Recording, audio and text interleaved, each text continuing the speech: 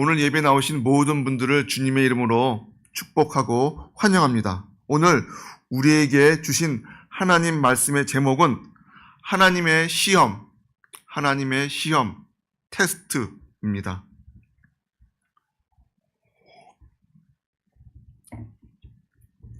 우리가 살면서 수많은 시험을 보게 됩니다. 시험을 통해서 자기가 위치한 그 상황이 그리고 그 수준이 맞는지를, 그 실력이 어떤지를 평가하는 것을 시험이라고 할 수 있죠. 그래서 보면은 어려서부터 시작해서 성인이 되어서 혹은 성인이 된 그 이후에도 계속 시험을 치르게 되는 것을 여러분들이 다들 경험해 보셨을 것입니다. 이렇게 우리 인생에는 수많은 시험을 치르게 되어 있습니다. 그런데 이 시험이란 뜻을 자세히 살펴보니까 지식이나 실력을 절차에 따라서 알아보고 평가하는 것이라고 되어 있습니다. 그렇죠. 우리들이 흔히 알고 있는 그 시험에 대한 정의를 말해주고 있습니다. 그런데 사전에 세 번째 뜻이 뭐라고 되어 있는지 아십니까? 사람의 됨됨이를 알기 위하여 떠봄, 이렇게 되어 있더라고요. 뭐라고요? 사람의 됨됨이를 알기 위하여 떠본다. 그것이 바로 시험이라고 되어 있습니다. 그렇습니다. 오늘 말씀에서 나오는 시험이란 하나님이 우리 인간의 됨됨이를 알기 위하여 보시는 시험, 즉 테스트라고 할 수 있습니다. 오늘은 하나님의 백성들을 복주시기 위한 하나님의 테스트가 나오고 있습니다. 그런데 하나님만 우리에게 시험하는 것이 아니라고 합니다. 사탄도 인간을 시험합니다. 사탄은요, 우리 인간을 파괴하고 멸망시키기 위한 목적으로 우리들에게 시험을 주는데 그것을 유혹이라고 합니다. 유혹. 하지만 하나님이 우리를 복주시기 위한 것은 뭐라고요?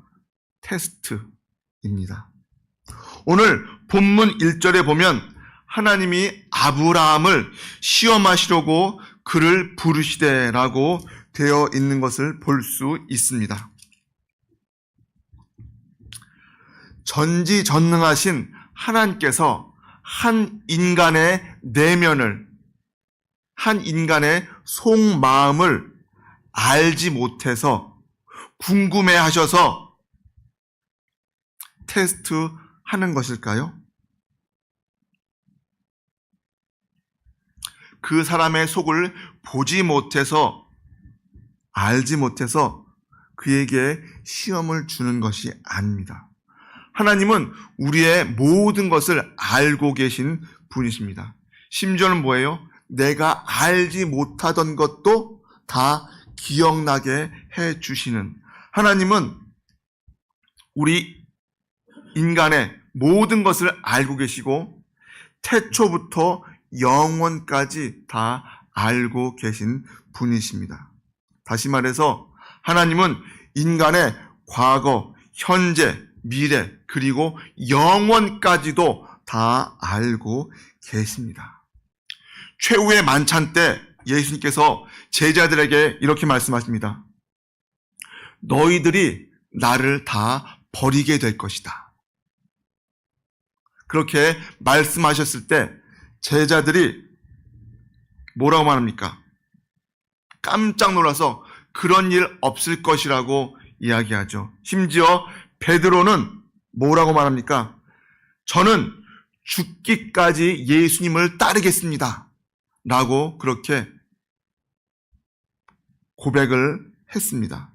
하지만 어떻게 되었습니까? 정말 몇 시간이 되지 못해서 예수님이 잡혀가시니까 어떻게 됐습니까?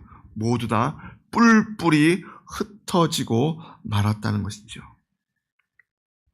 그렇습니다. 예수님은 일어나지 않는 그 미래의 사건도 일도 다 알고 계셨습니다.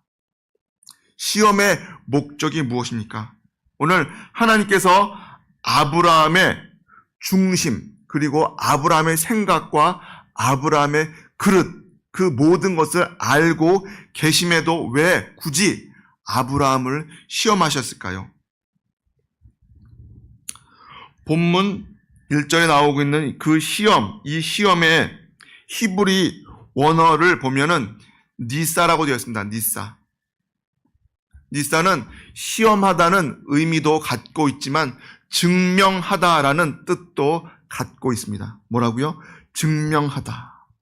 하나님께서는 아브라함을 시험하시기 원하셨을 뿐만 아니라 아브라함이 그 시험을 능히 통과하고 그 올바른 믿음을 증명하시기 위해 원해서 하나님께서는 시험하셨다는 것입니다. 사람들은 눈으로 하나님을 볼 수 없습니다. 그래서 하나님은 그 시대마다 사람들을 통해서 그리고 어떤 사람의 그 삶을 통해서 하나님을 증거하시고 증명해 주셨다는 것이죠.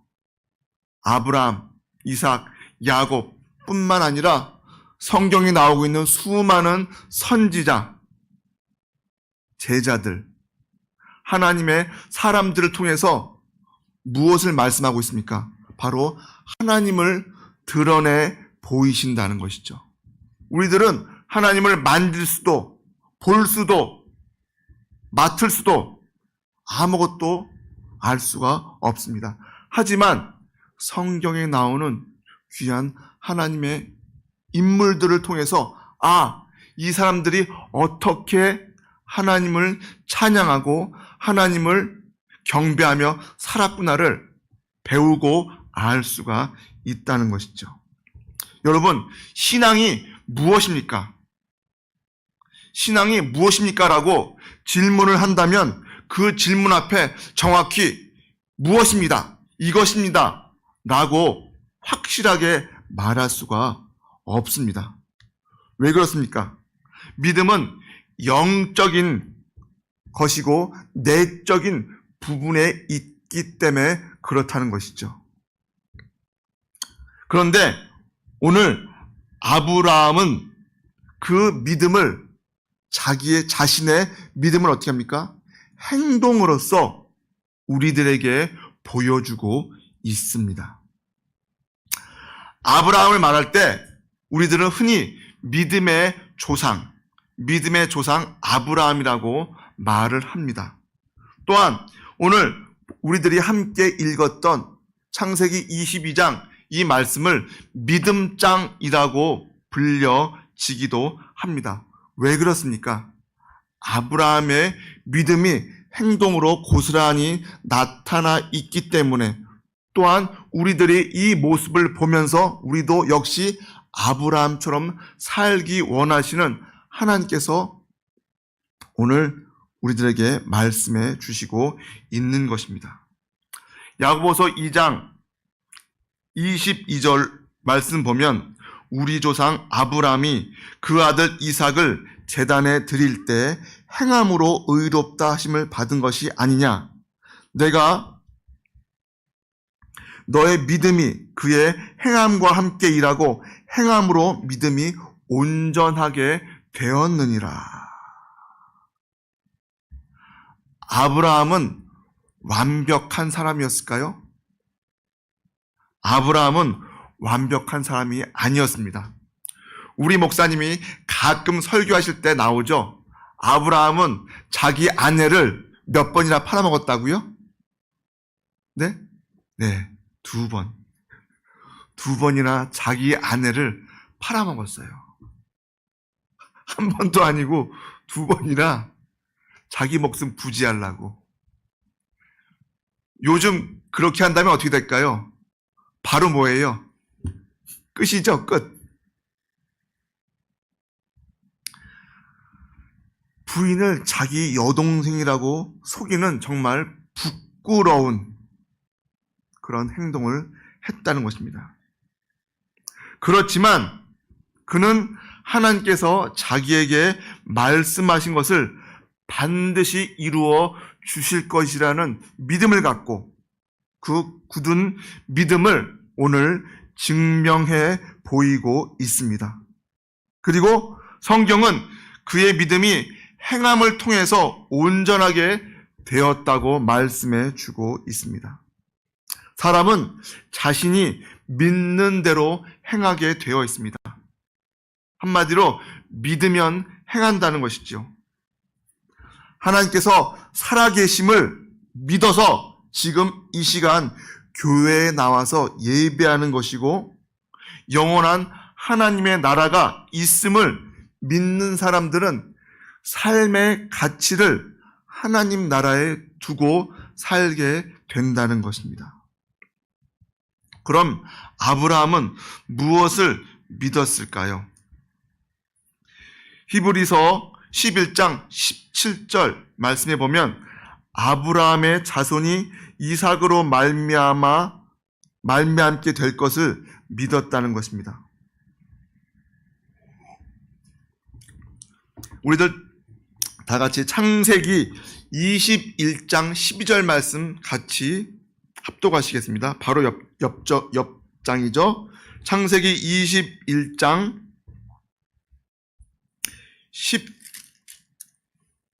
12절 다 같이 하나님이 아브라함에게 이르시되 내 아이나 내 여종을 위하여 근심치 말고 사라가 내게 이른 말을 다 들으라.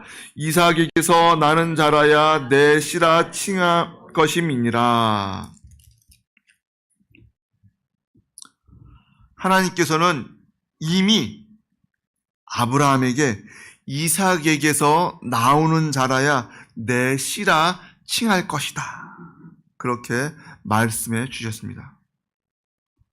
무슨 말입니까? 하나님께서는 이삭으로부터 나오는 자손들만이 아브라함의 씨가 될 것이고 이삭으로 말미암아 그 자손들이 하늘의 별처럼 바닷가의 모래알처럼 그렇게 많이 번성하게 될 것을 말씀해 주셨습니다.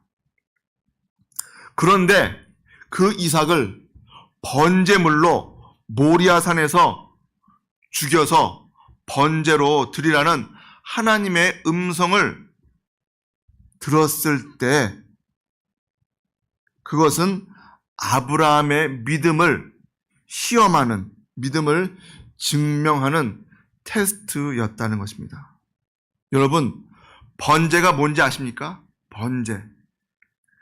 하나님께 대해 온전한 헌신과 충성을 나타내는 제사로 제물을 단 위에서 온전히 불살라 태워버리는 제사의 형식이라고 되어 있습니다. 뭐라고요?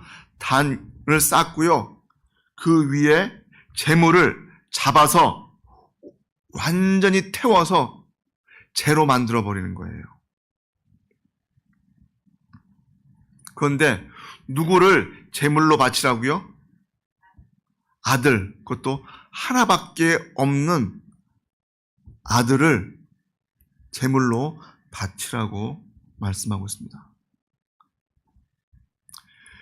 믿음은 구름과 같은 것이 아닙니다.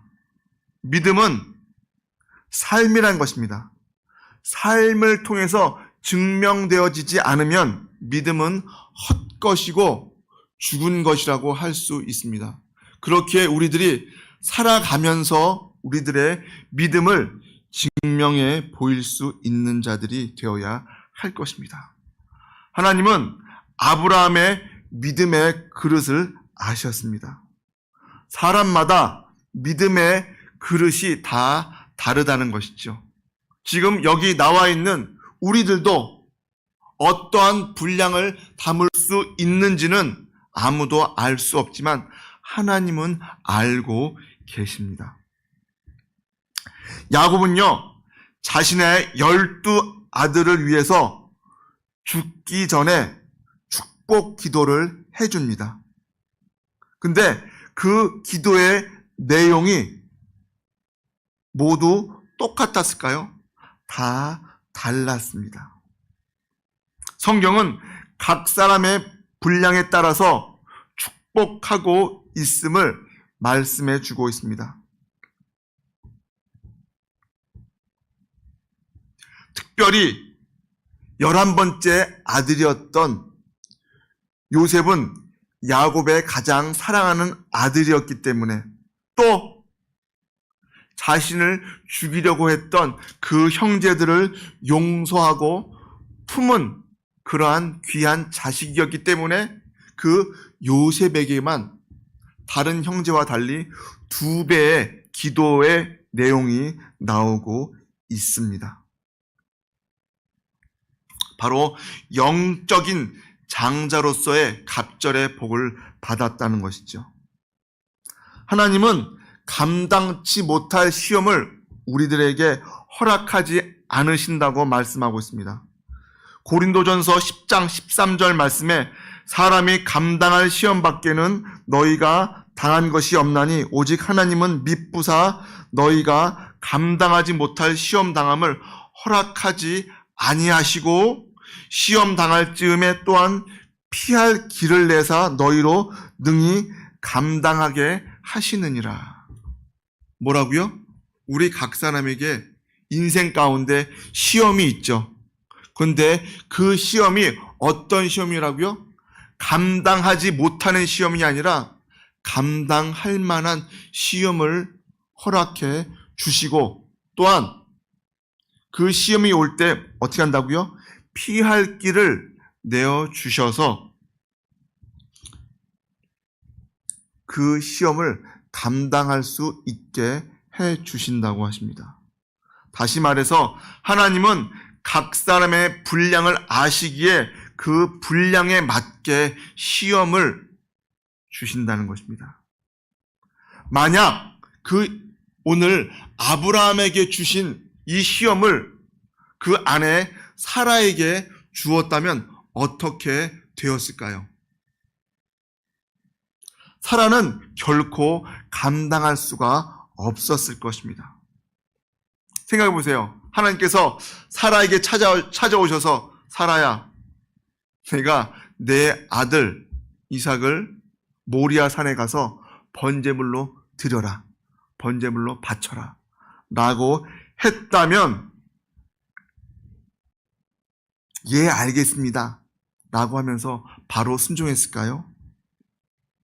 아니, 하나님, 내가 지금 완전히 할머니 중에서도 왕할머니고 도저히 아이를 낳을 수 없는 그 나이와 신체, 환경 속에서 겨우겨우 하나 낳은 자식을 뭐라고요?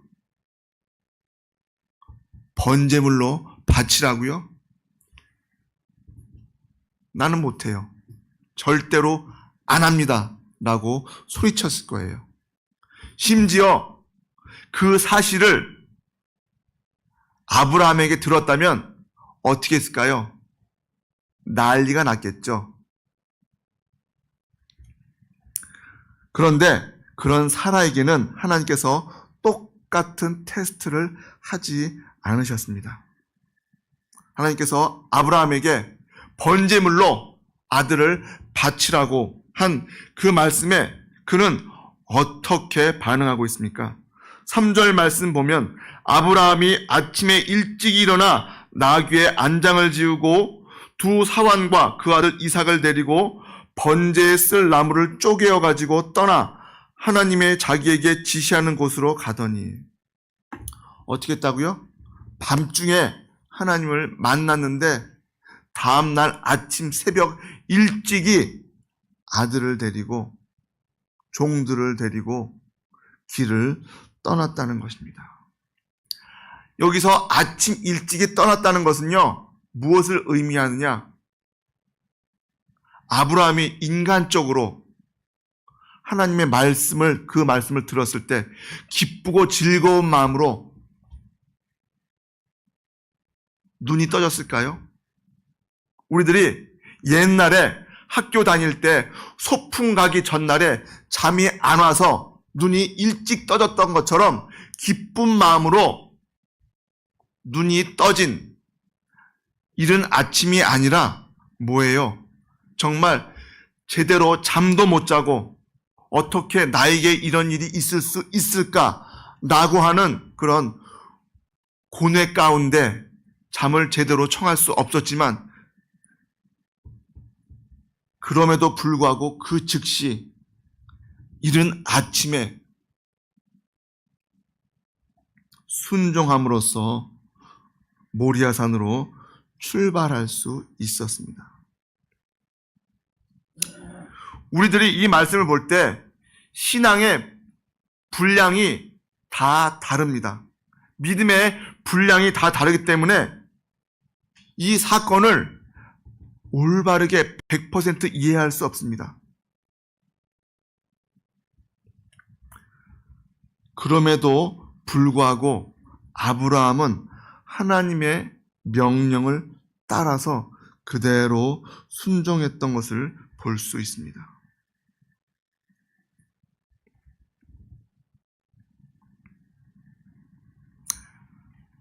아브라함이 하나님으로부터 하나님의 명령을 들은 이후에 이 사실을 이건 좀 나한테 너무 어려운 시험이야. 너무 힘들어. 이거 아무래도 가족에게 상의해 봐야겠어. 라고 하면서 의논하고 대화하고 했다면 어떻게 되었을까요? 아브라함은 결코 믿음의 순종을 못했을 것입니다. 아예 떠날 수도 없었을 것이고, 지금까지 잘 살고 잘 먹고 심지어 낳을 수 없는 아들까지 낳았으니까 이제 하나님 믿지 않고 우리끼리 오손도손 잘 살아보자 라고 가족 회의를 했을지도 몰라요. 하지만 그는 그렇게 하지 않았다는 것입니다. 이 하나님의 테스트, 하나님의 시험이 하나님께로부터 주어진 명령이란 사실을 안 이상 그는 자기 믿음의 분량을 알고 있는 그 하나님을 전적으로 신뢰하면서 앞으로 나아갔다는 것입니다. 이처럼 우리들도 믿음의 분량, 믿음의 그 그릇을 넓혀야 할 것입니다.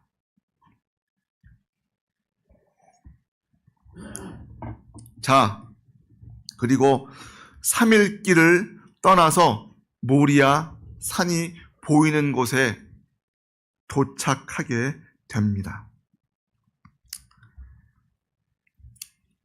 그때 이삭이 아버지인 아브라함에게 이렇게 말합니다. 7절에 이삭이 그 아비 아브라함에게 말하여 가로되 내 아버지여 하니 그가 가로되 내 아들아 내가 여기 있노라.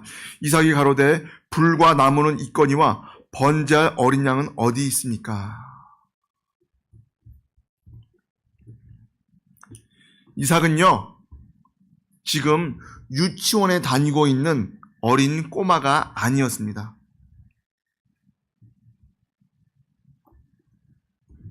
아브라함이 번제할 나무를 누구에게 주었습니까?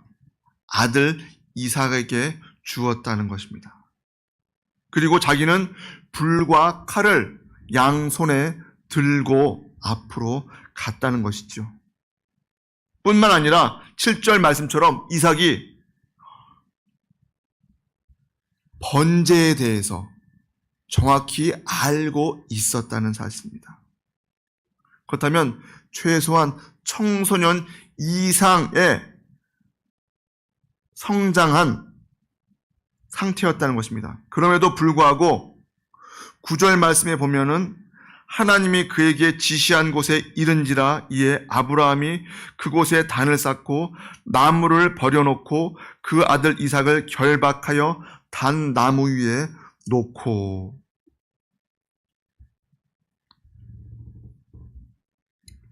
생각해 보십시오.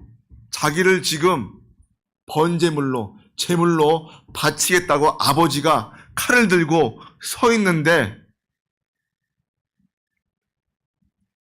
어린 아이도 아닌 젊은 청년 정도 되는 그런 나이의 사람이 100세가 넘은 할아버지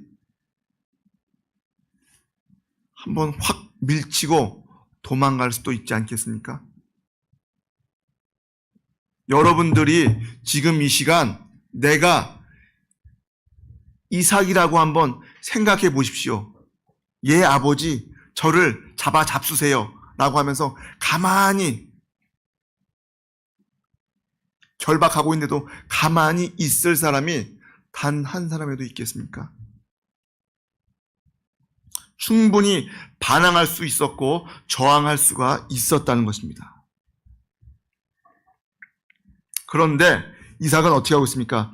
제단 위에 얌전히 결박되어서 누워 있었다는 것입니다. 다시 말해서 이삭은 스스로가 순종해서 제단 위에 올라간 것입니다. 화를 내고 밀치고 뛰쳐나가는 그러한 자가 아니었다는 것입니다.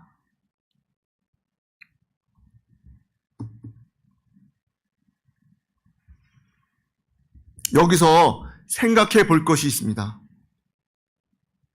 이삭은 제물이 되어야 한다는 하나님의 음성을 들었을까요? 듣지 못했습니다. 오직 아브라함만 내 아들 이삭을 나에게 바치라. 그렇게 말씀하고 있지요.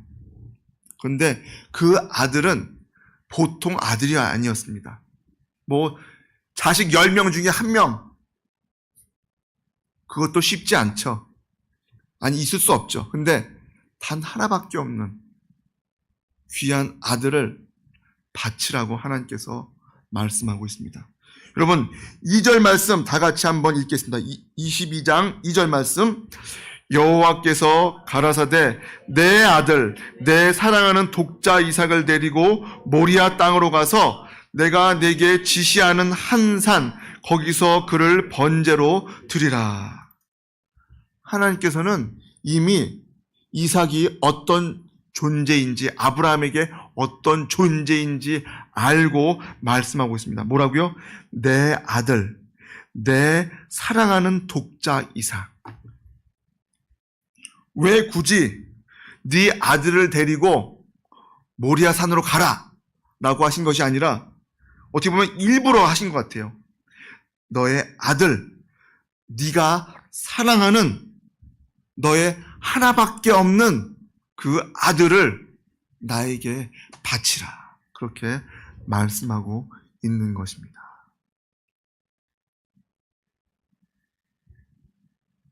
이삭은 내가 제물이 된다는 사실을 알지 못했지만 그 아버지 말씀에 어떻게 했습니까? 그대로 순종을 보여주셨죠.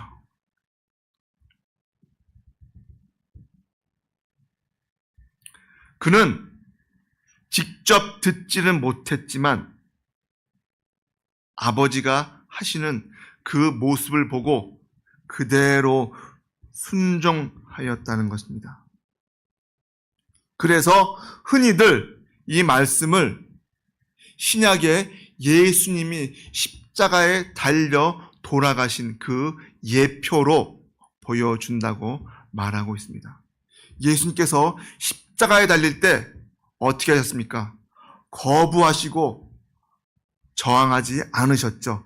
어린 양처럼 그 제단 위에 올려진 그 모습으로 십자가에 달렸다고 기록되어져 있죠. 그렇습니다. 우리가 하나님의 음성을 직접 들을 수도 있겠으나 하나님께서는 우리가 들을 수 있는 방법으로 말씀해 주십니다. 일반적으로는 설교를 듣다가 목사님이 주시는 그 말씀을 통해서 감동을 받기도 하고요. 또한 가정에서는 배우자를 통해서 말씀하시기도 합니다. 이처럼 하나님은 우리의 삶을, 그 삶의 유익을 위해서 하나님의 음성을 이 모양 저 모양으로 들려주시고, 그리고 그것을 믿음으로 반응할 때 나에게 유익이 된다고 말씀하고 있습니다. 우리는 올바른 믿음을 가지고 그 믿음을 실천하며 하나님의 때를 통과할 때 하나님께서 주신 복을 받을 수가 있습니다. 그렇습니다. 아브라함이 그토록 사랑했던 하나밖에 없는 자식 이삭을 드릴 수 있었던 것은 하나님 말씀의 진실성을 믿었기 때문입니다. 히브리서 11장 19절에 그가 하나님이 능히 이삭을 죽은 자 가운데서 다시 살리실 줄로 생각한지라. 뭐라고요? 아브라함은요, 이삭을 바치면서 어떻게 생각했다고요? 내가 이삭을 죽일지라도 하나님께서 이 내 아들 이삭을 다시 살려주실 것이다 라고 하는 그런 큰 믿음을 갖고 있었기 때문에 이렇게 할 수 있었다는 것입니다.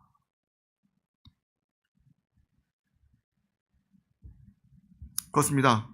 우리도 역시 이러한 믿음을 갖고 살아가야 할 것입니다.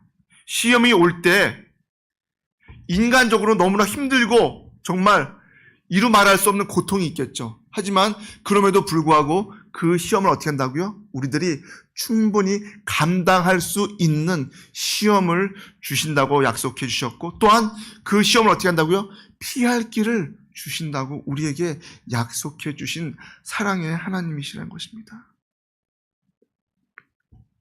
하나님은 우리의 그릇을, 우리의 상황과 그 상태를 다 알고 계십니다. 하지만 어떻게 된다고요?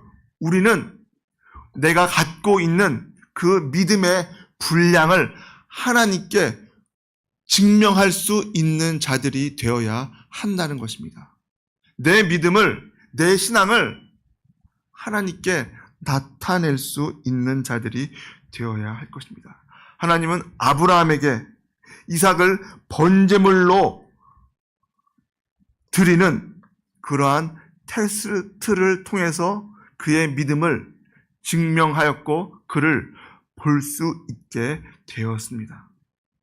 또한 우리에게도 오늘날 같은 시험, 테스트를 통해서 우리에게도 역시 우리의 각자의 믿음을 나타내 보이시기를 원하고 있습니다. 그렇습니다.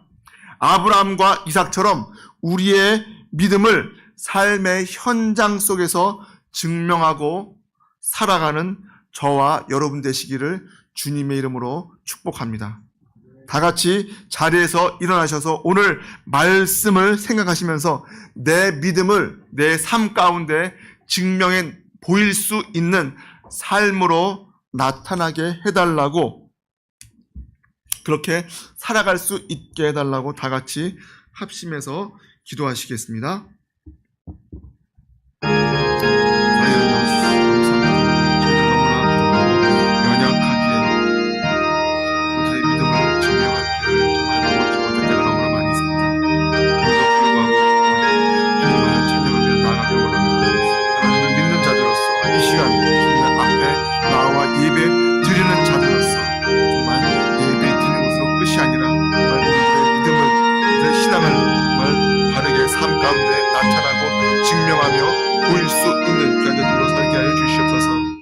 예수님께서 함께 해주시고 잡아주시옵소서.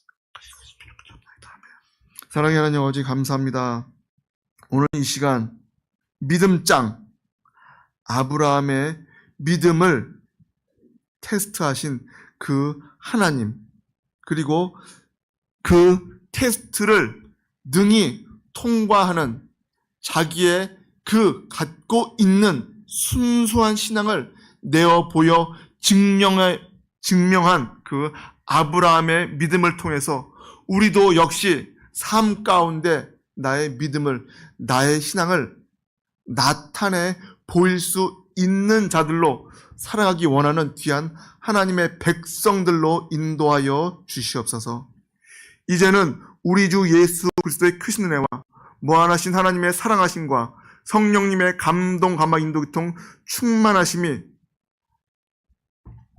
하나님의 시험을, 테스트를 능히 통과하며 증명해 보이기 원하는 귀한 하나님의 백성들 머리 위에와 그 가정 위에, 이 교회 위에, 이 나라 이 민족 위에 이제로부터 영원토록 함께 있을지어다. 아멘.